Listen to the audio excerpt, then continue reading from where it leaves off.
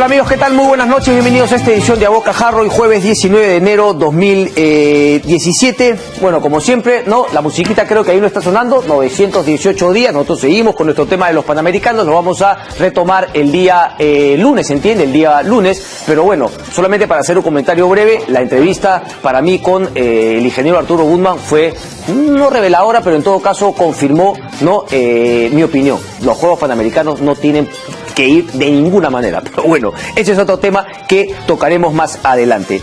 Una noticia lamentable no solamente para la justicia en el Brasil, sino yo creo para la justicia en todos los países donde sabemos de la corrupción que ha existido con las empresas brasileñas. Teor Zavascki, desgraciadamente, murió en lo que hasta el momento parece ser un accidente, pero claro, del cual muchas voces ya en Brasil han anunciado que se tiene que profundizar, se tiene que hacer una exhaustiva investigación para saber qué es lo que ocurrió y para poder justamente descartar la posibilidad de que no haya sido únicamente una cuestión del destino. Nuestros compañeros de América Televisión han preparado una nota justamente sobre el juez Zavascki que queremos compartir con ustedes. Está, ojo, Gustavo Gorriti enganchado ya con nosotros, a quien lo saludamos. Gustavo, muy buenas noches. Vamos a escuchar justamente esta nota y luego volvemos con Gustavo Gorriti de inmediato. Vamos. La aeronave cayó en el mar frente a la costa de Paraty, en Río de Janeiro. Varios testigos aseguraron que llovía muy fuerte en el momento del accidente, en el que murió el juez Teor Zavascki, responsable de la investigación del caso Lava Jato en la Corte Suprema de Brasil. La avioneta había salido del aeródromo Campo de Marte, en la ciudad de Sao Paulo. En ella viajaban 4 personas, de las que de milagro logró sobrevivir una, quien se encuentra herida. Según se supo, el cuerpo de Zavascki será velado en el edificio del Superior Tribunal Federal de Brasil y será enterrado en Santa Catarina. Zavascki, de 69 años, designado en su cargo en 2012 por la expresidenta Dilma Rousseff, era el juez del Supremo encargado de la instrucción de las investigaciones del caso Lava Jato sobre la gran red de corrupción en la petrolera estatal Petrobras. En mayo de 2016, Zavascki negó el pedido de anular el proceso de impeachment contra Dilma Rousseff.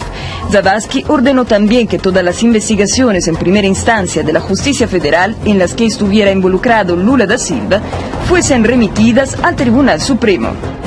En estos días iba a decidir si admitía como evidencia los testimonios de unos 80 ejecutivos que trabajaban en la compañía de construcción sudamericana Odebrecht, que involucraría a algunos de los políticos más prominentes de Brasil, incluido el propio Michel Temer.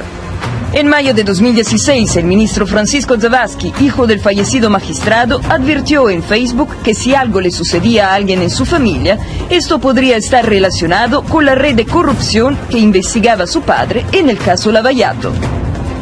Bien, ahí está. Creo que la nota no deja claramente la importancia que había habido justamente en el desarrollo del caso Lava Jato y el papel importantísimo que venía justamente cumpliendo el juez Zavascki. Gustavo Gorriti, ahora sí, muy buenas noches, gracias por estar con nosotros, un placer como siempre. Buenas noches, Cristian, ¿cómo estás? Gustavo, ¿qué cambia, digamos, cómo afecta o cómo podría afectar la investigación? Entiendo que ustedes han publicado también el día de hoy justamente una nota en IDL Reporteros, donde ahí un poco se va aclarando el tema, pero para nuestros televidentes, ¿cómo afecta la investigación? ¿Cómo podría afectar la investigación la lamentable muerte del juez Zavascki? Lo puede afectar de muchas maneras. Por lo pronto, y según un análisis bastante bueno que hizo Foya poco después de conocerse la muerte del juez Zavascki, está el hecho de que la homologación de la delación premiada de 77 ejecutivos de Odebrecht, la homologación quiere decir aceptarla, incorporarla dentro del expediente y a la vez hacer pública toda o gran parte de ella. Eso se va a retrasar inevitablemente. Eso estaba a cargo de Zavascki, que un miembro del Tribunal Supremo Federal, es decir, como la Corte Suprema de Brasil, que estaba a cargo como relator, es decir, el magistrado que tenía toda la responsabilidad como juez del desarrollo del caso Lava Jato. Y no solamente eso, él tenía la responsabilidad, aparte de monitorear, sobrevigilar el desarrollo del proceso, llevar a cabo acciones de instrucción judicial por su lado, respecto de aquellos que tenían fuero privilegiado, es decir, diputados, senadores, ministros, por ejemplo. Entonces, su posición era de extrema importancia, y lo último había tenido, como digo, la homologación de la primera etapa de esta mega delación, la de Odebrecht, y eso es inevitable que se va a interrumpir, por lo menos a postergar. Ahora, ¿dónde viene el peligro? Según lo que dice una ley, el que está encargado de designar al sucesor es el presidente, en este caso Michel Temer, que es un objetivo importante de la investigación de corrupción de Lavallato. Sí. Y obviamente Temer difícilmente designaría a alguien que vaya a construir como... ¿Gustavo? Entonces hay una posibilidad real de que haya un grado importante de sabotaje de todo lo avanzado en la investigación. Otra posibilidad, y que también tiene sostén legal, pero eso va a tener que ser discutido, y me imagino que va a ser eso parte de la crisis que se viene, es que la presidenta del Tribunal Supremo Federal designe a otro magistrado de los que ya están en este momento allá, para que se hagan cargo de del trabajo que tenía Sabatsky. Correcto. Para que pueda haber continuidad. Gustavo, pero a ver, quedaría claro si es que Michel Temer va a nombrar igual a un nuevo juez supremo, pero lo que queda la duda es que si ese juez supremo nombrado por Temer se abocaría a todo lo que venía viendo el juez Sabatsky. ¿Eso es así, correcto? Esa es una posibilidad legal. Otra posibilidad, de nuevo, es que sea la presidenta del Tribunal Supremo Federal quien nombre a otro magistrado supremo para que de forma inmediata se haga cargo de eso. Ok, pero quedaría claro, o sea, mi pregunta es un poco, ¿qué podría hacer la población? Teniendo en cuenta que en algunos momentos hubo también, digamos, una intención del Senado, creo que fue la Cámara de Diputados, tú me corregirás, también de alguna manera bloquear, ¿no?, las investigaciones que se venían dando justamente contra políticos involucrados en corrupción. ¿Qué podría hacer la sociedad brasileña para que efectivamente no vaya pues el juez nombrado por el presidente actual Temer ser quien se aboque al caso de justamente Lavallato? Bueno, Temer tiene en este momento una popularidad del 10%, su desprestigio es obviamente muy grande. Brasil se encuentra en medio de una recesión económica, se han aplicado medidas de ajuste de control durísimos, de manera de que sí, y el hecho de que haya recientemente incluso una delación premiada que ha trascendido de, según parece, un ejecutivo de Odebrecht llamado Claudio Melo, que habría sostenido, de acuerdo a lo que se ha contado, que en 2014 Temer le pidió como $10 millones a Marcelo Odebrecht. Eso obviamente le quita aún más posibilidades de actuar abiertamente. Yo creo de que habría una gran reacción social, pero queda por ver si sería lo suficientemente grande como para poder hacer frente a lo que se viene. En todo caso, hay una crisis que se va a desarrollar automáticamente a partir de la trágica muerte de Sabatsky, y esa podrá ser controlada por relativamente poco daño, si está en suerte, pero puede salirse fácilmente de control en otros casos. Tanto si Temer intenta nombrar a una persona vinculada con él para suceder a Sabatsky, como si se realizan las sospechas de algunos miembros de la Policía Federal que sospechan fuertemente de que ha habido un sabotaje en el caso del vuelo en el que murió Sabatsky, y si eso de una u otra manera aparece como una hipótesis probable, entonces yo me imagino de que la crisis va a profundizar mucho. El caso del Perú, de los casos de corrupción en el Perú, quedan todavía,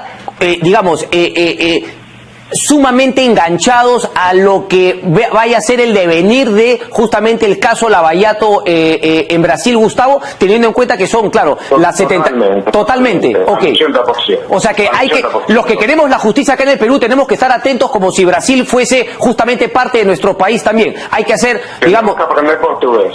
Tenemos que aprender portugués y estar muy cerca de lo que está pasando, porque es básicamente ahí donde está la mayor parte de la solución. Y hay otra parte importante de la solución que está en Suiza, donde, como he contado en el último artículo publicado en Careta, en el de Reporteros, estaba el servidor, el sector de operación estructural Oderis, donde estaban guardadas todo el récord de las putras que tenían a nivel mundial. Okay. Solamente para, ahí estoy haciendo una comparación. Los Panama Papers estaban contenidos en 2.5 teras de información, si no me equivoco, y lo que se capturó en el servidor del sector... Sí, tenemos ahí un problemita, ¿no? Gustavo, ¿estás ahí? Entonces, sí, dale. Se cortó la última parte cuando hacías la comparación. Hiciste que en el caso de Wikileaks hay una cierta cantidad de información y nos ibas a decir que... En el caso de los Panama Papers, toda la información, que es inmensa, representaba 2 terabytes y medio de información. Ok. En el caso de este servidor, que está, el que fue capturado del sector de operaciones estructuradas, había más de 7 teras de información. Correcto.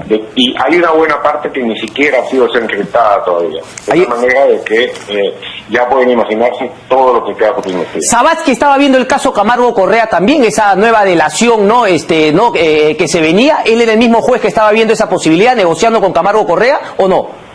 Él tenía que ver todo el caso Lavallato, y el caso Lavallato comprende las investigaciones a todas las empresas brasileñas que están vinculadas con el caso de corrupción. De tal manera de que es Camargo Correa, que tendrá el Gutiérrez, correcto. que todo el resto. Sí. Gustavo, con esta termino. ¿Te parece, digamos, válida, legítima la posición ayer del fiscal de la Nación, Pablo Sánchez, de decir, confíen en nosotros ciegamente, no pregunten mucho, no esperen que le vayamos dando avances de lo que vamos investigando, solamente tengan un acto de fe para con nosotros y solamente dedíquense a esperar? ¿Es válido? ¿Esa posición ayuda en generar la confianza que, por ejemplo, me da la impresión que en Brasil logró el juez Sergio Moro conectar, el procurador conectar con la población, porque quedaba claro que todos los políticos, como tú lo has dicho en este momento, estaban involucrados en este tema de corrupción? ¿Te parece legítima la posición del fiscal Pablo Sánchez? No, de ninguna manera. Okay. De ninguna manera. En el caso de la investigación en Brasil de Lavallato, uno de los secretos de su éxito es que el juez Sergio Moro y los procuradores de la Fuerza de Tarea Lavallato en Curitiba trabajaron muy de cerca